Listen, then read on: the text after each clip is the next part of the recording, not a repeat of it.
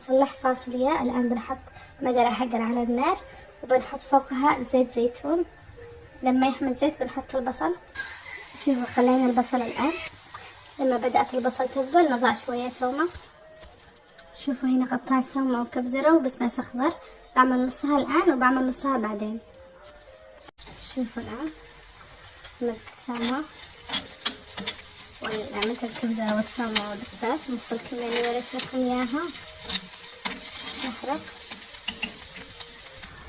أول ما يذبل البصل بنضيف شوية صلصة.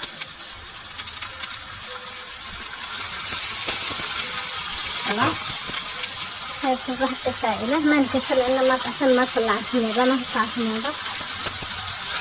نحرك عشان تروح حموضة الصلصة. لما راحت حموضة المعدة نعمل الطماط. الآن كما تشوفوا ضفنا الطماط وبقية الكبزرة والثومة والبسباس، نحركهم لما يقبلوا. نعمل شوية كمون، دائما تكون حلوة بالكمون الفاصوليا، وشوية بابريكا، كل زيت الكمون شوية. الآن لما تذوب الطماط كل حاجة نعمل الفاصوليا.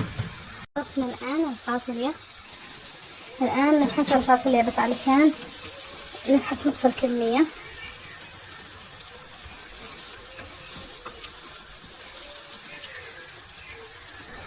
بعد ما هرسنا نصها نحطها تتسبك على نار هادية.